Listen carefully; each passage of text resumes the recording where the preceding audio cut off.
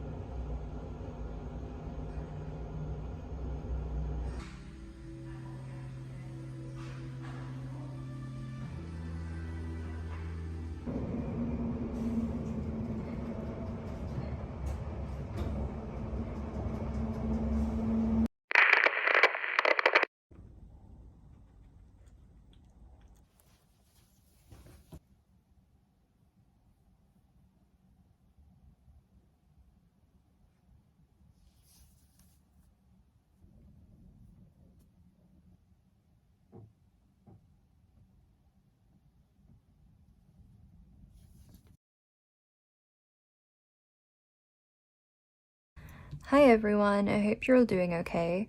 I dare say it has been another strange week.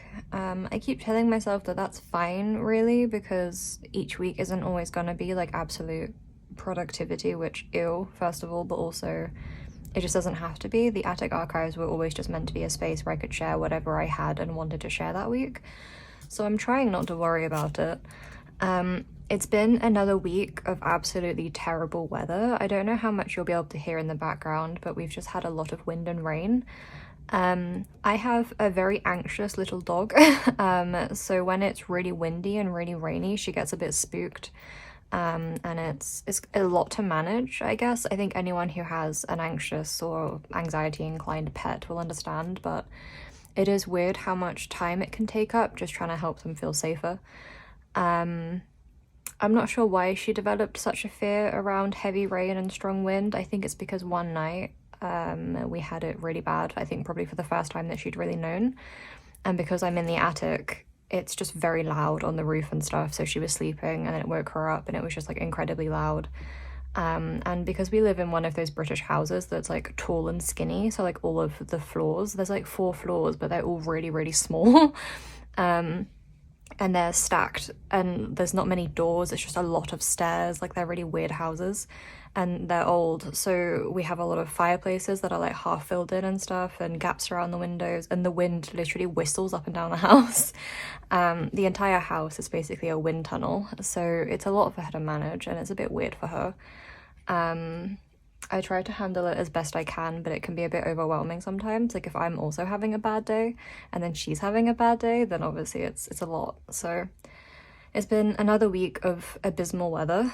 We're in January now, so the weather will start improving in a couple of months, and then I'll have hours and hours of sunlight again in the summer. So just trying to deal with it, but because of that, there's not really a lot to see yet this week. So I'm once again on a Friday trying to pull a whole video together, which is a bit nerve-wracking, but we'll see. Yesterday I was in London getting tattoos. Apologies to all of my grandparents if they're watching. I also saw one of my best friends, which was really nice. I always try to see one or two of my friends when I go back to London, and I was very happy and lucky to see her. But it was raining really, really badly, so we just sat in a coffee shop really for most of the afternoon until my appointment, and then I travelled by myself to Greenwich for the appointment. It was good. It was late and I was tired and very damp, but it was all good. I hope you enjoyed the footage. Before I met my friend, I went to an exhibition at the Photographer's Gallery, which is one of my favourite places in London. The exhibitions can vary quite a lot, but it's a place I grew up going to with my dad as a kid, so it has a lot of sentimental value for me. I've spent a lot of time there throughout all stages of my life, I think, so it's always just nice to go back and see what's going on, and just to be in the building, I guess. So it was good. If you're in the area, I would recommend seeing that exhibition. I think it was Chris Killip. It's so good, really cool photos from the 70s and 80s up north. Yeah, I'd recommend it. On Monday I obviously made those charms for my Hobonichi, and I'm not gonna lie to you, in my Hobonichi this week there's nothing to see. These are the charms.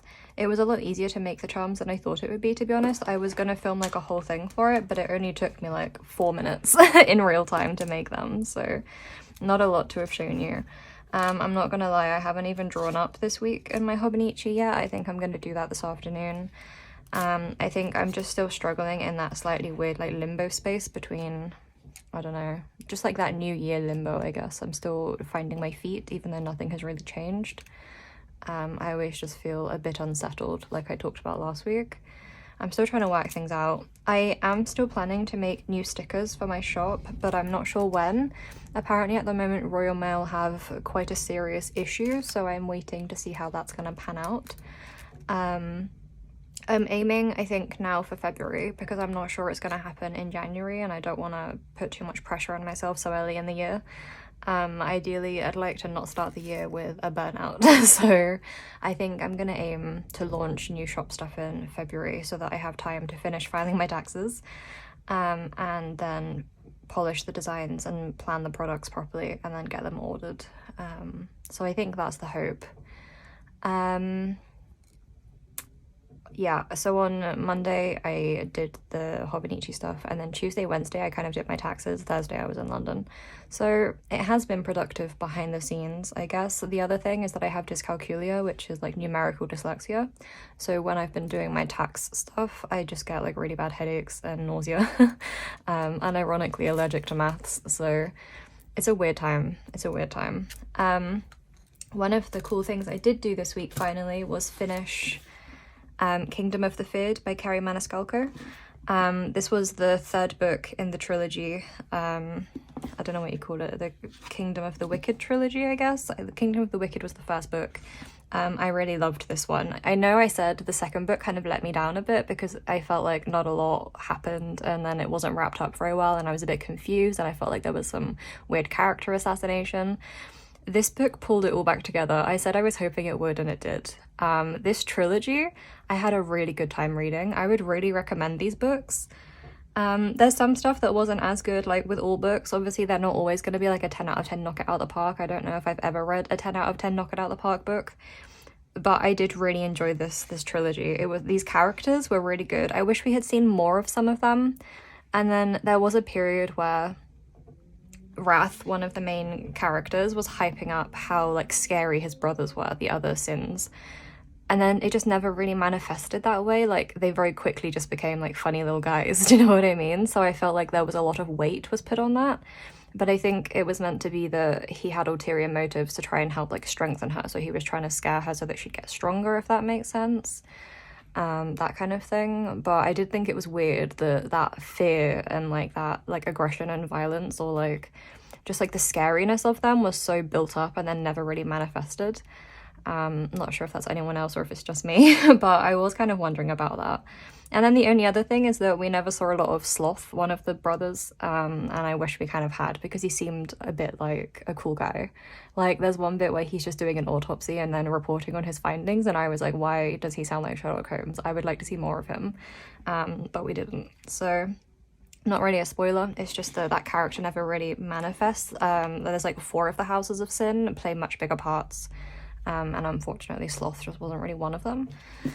It was really good. I will probably reread these. I'd love to reread the first one knowing everything I do now, because the reveals are so built up. It's really good. I might do that at some point, probably not straight away, but in a bit, because the way this all played out, the way it all started, like in the second half of this final book, it all started tying together and I literally felt like I was losing my mind. It was so good. When everything started connecting up, like I felt like I was losing my mind. It was so good. I recommend these. I had a good time. I'm now reading If We Were Villains, which is like everyone's favorite book, one of them. I don't think I've seen a YouTuber or anyone review this book and not say it was one of their best books of the year and stuff like that. So I'm really excited to read this properly. I haven't read A Secret History. I own it. It's actually like just in front of me on my desk in one of the stacks. Haven't read it though, because I feel like it's so hyped that I'm like, I'm so intimidated by the idea of starting it. I feel like one day I'll wake up and know that I'm ready to read it, and then I just will. But I'm reading this one, and so far so good. I'm not very far in, 53 pages, so very little. I carried it with me over Christmas thinking that if I had some downtime I could read it, but it was so busy that I didn't have any downtime. So I only started it a couple of days ago. And then I was doing my taxes, so I haven't made a lot of progress, but I am enjoying it. A lot of people love it, so again, I'm kind of intimidated. I hope I like it. Yeah, obviously not a lot to say about that yet. In London yesterday, I bought this one, which is like a comic/illustration anthology, with some of my favorite artists actually from Twitter and stuff, and it's a series where each issue has a different theme, and this theme was paranormal romance, so I bought it. It's really cool, and it's all different styles, obviously, because there's so many artists involved. Like, look at that little ghost. I think I paid like between £15 and £20 for it or something, maybe less, maybe more. I got it in Gosh Comics, which is one of my favorite comic/illustration/bookshops in London. They have a lot of like illustrated children's books, and they have a massive comic and manga section downstairs, and then upstairs there are zines and stuff. It's in Soho, so if you're ever around you should go if you don't know about it. I'm really excited to read this properly. It's really cute. Like, phenomenal stuff. Yeah, very exciting. And then at the back, I thought this was neat. They have these artist profiles for everyone involved, and I just thought that was really cool the way it's done. Like, that's so cute. Yeah, I don't know, big fan of any kind of illustration anthology where you can see the artists are having as much fun as they are. Obviously that's my field of work too, so it's fun. I like it. I have a lot of stuff like this. Maybe one day I'll show you them. Like, I have a lot of random collected books, but because I don't have a lot of storage space, everything is always stored really weirdly, so it's just not as easy to show things as I would like it to be. Maybe one day in the future, if I ever manage to have a studio or just a workspace that's not also my bedroom, I could show you a lot more, but it's difficult at the moment. Apart from that this week, I don't think I have a lot to show or say. It's amazing how quickly the days can get away from you sometimes, because I feel like some weeks are so long and some weeks are so short. Obviously I have trouble with time passing anyway, I don't perceive it very well, but this week was so slow and then so fast, so I'm not really sure what happened. I'm gonna try and film maybe some Hobonichi stuff for you this afternoon, and for me too. I'm doing it for me and showing it to you. I need to edit my footage from yesterday because I don't know what I'm gonna do with that yet. And then Wednesday is nervous because of the wind, so I don't know. Hopefully the sunlight is going to stick around at least. We haven't even been on a walk this week because of the weather. We're talking about going at maybe like 4 o'clock today, but we're not sure if the sun will still be up. So no pylon check so far yet, but hopefully maybe later. Otherwise I will give you a pylon photo in the community section like I have done before. Hopefully the weather will improve next week. It's a shame because I love gloomy weather, but it's not very conducive to filming on a phone. Yeah. Okay. Oh, one final thing I wanted to say. I think I've said this before. I'm not sure if I said this last week, but people keep commenting where I get my dot stickers from, the ones I use in my Hobonichi and everything. I just buy the cheapest ones I can find. Like, I don't have a link because I buy them in random discount and stationery shops. Like, I just always buy the cheapest ones I can find. There's no link because I buy them in different places. You just have to go to like one of your discount shops. I don't know what that would be for Americans. I don't know if maybe that would be Walmart or Target. I don't know if they sell stationery, but I go to like the Range, where else? Like Wilko's sometimes. I almost called it Wilkinson's, that's a throwback. Wilko's. Maybe places like Tiger, that kind of thing. Like any shop that sells random stuff and stationery, like they normally have them quite cheap. I try not to buy them in stationery shops because if I go to WH Smith or Ryman's, they'll really try and charge me £6 for 4 sheets, which is like, am I a mug? So no, I don't buy them there. You can probably get them on Amazon for cheap, but I don't shop with Amazon. But you probably could, that kind of thing. Like, I don't have a link, I'm sorry. People keep asking me for a link, but I don't have one. They're not a fancy item, they're literally the cheapest stationery in the world. They should be. So I just wanted to say that again in the hopes that someone will see it.